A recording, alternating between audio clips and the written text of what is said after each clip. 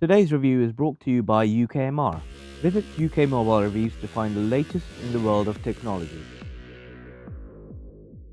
Hey everyone, this is Sohil with the Social Panda, and today we'll be looking at the Nokia Lumia 1520. Calling this phone anything other than a phablet wouldn't really suit it at all. The 1520 is huge, 162.8mm in height and 85.4mm in width, and as you can see, it's quite big in comparison to the iPad mini. It's quite thin, coming in at 8.7mm, and quite nice to hold because of this thinness, something that we cannot say about the 1020 in comparison, which feels like a brick to hold.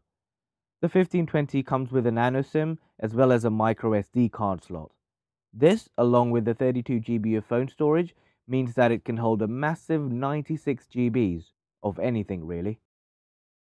It comes with a huge 6-inch Full HD 1080p LCD display, as well as a 3400 mAh battery to power the massive screen. It also has a 20 megapixel sensor, which is not as big as the 1020's 40 megapixel sensor, but we'll see if the drop in megapixels makes a difference to the image quality later. There's also a Snapdragon 800 quad-core processor, along with the 2GB of RAM. I've never found Windows OS to be laggy even on a low-end smartphone, so performance on this should not be an issue whatsoever with this huge processor.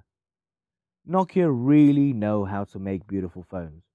Not only does this phone look great, but it has been crafted to perfection. The only negative thing is the fingerprint magnet. After handling this phone for only a few minutes, it had fingerprints all over the phone. Or maybe my fingers aren't made to hold glossy phones. The 1520 is running Windows 8, but the first thing you'll notice is the extra column for your live tiles. You can now see 5 extra medium-sized live tiles, which means more information for the screen, and that's great. I've always liked the idea of viewing more information for an app inside its icon, and with this phone, I can see a lot more information at once. It'll be really interesting to see how Windows incorporates the notification system for its next update. I really hope it complements the information you can see in the live tiles and not make the live tiles ineffective in any way. The screen is one of the best I have ever seen to date on a Nokia phone. It has amazing viewing angles, and because of the 368 pixels per inches, there's hardly a pixel in sight. It makes the information in the live tiles a lot easier to read, even from a distance. The App Store is the place you'll be heading to download all the latest and greatest apps.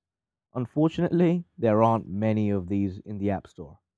Of course, you'll find Facebook, Twitter, WhatsApp, as well as Instagram available. But to be honest, the App Store is full of knockoff applications like Snapchat for Windows, Flash Video, Android Play Store, none of which are by official developers.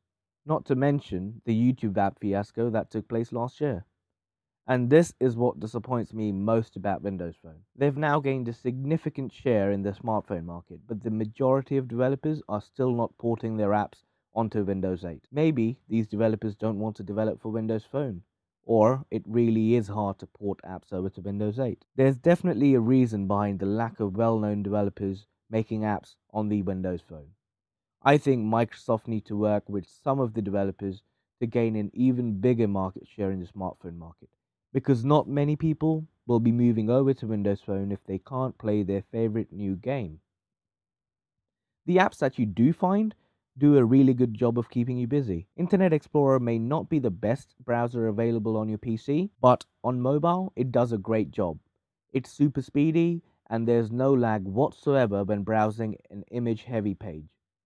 You get the full Office suite, which is great on a huge display. It makes editing a document a lot easier.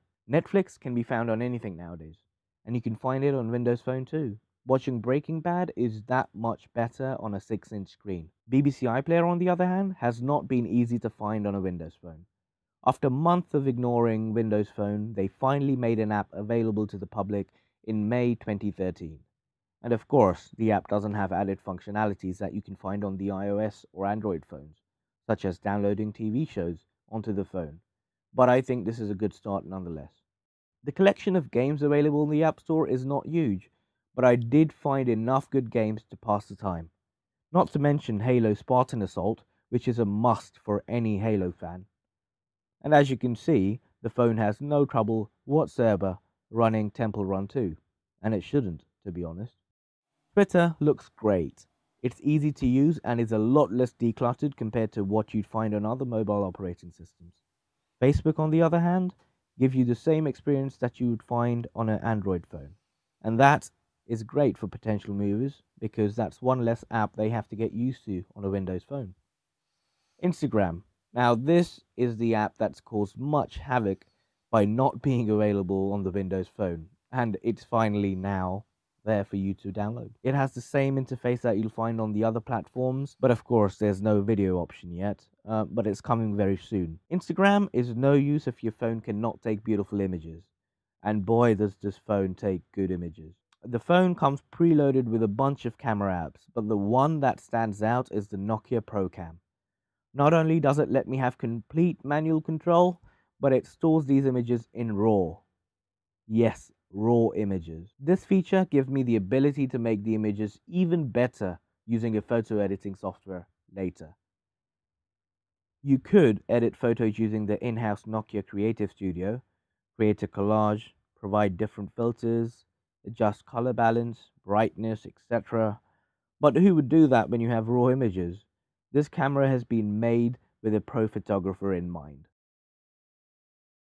Here are some of the RAW images that were taken on the 1520 and have been edited using Lightroom. And as you can see, these images are just mind-blowing. The same cannot be said about the video, unfortunately. It doesn't look bad, but you don't get the same level of customization as you would get when taking a photo. Let's hope Nokia improves it in a future update. The macro images are even better. Every person I've shown this image to cannot believe it was taken using a phone. That's how good the photos really are. So, what do I make of the 1520? It looks great. It has an amazing screen, a lag-free operating system, and the best camera on a smartphone. In my opinion, this is the best phone Nokia have made to date. In fact, it's probably one of the best phones of 2013. Let's hope this continues when they're finally taken over by Microsoft. Thank you for watching. If you've liked the video, please do give us a like and subscribe. We have a lot more to show you. This is Sohul with the Social Panda, and I'll see you soon.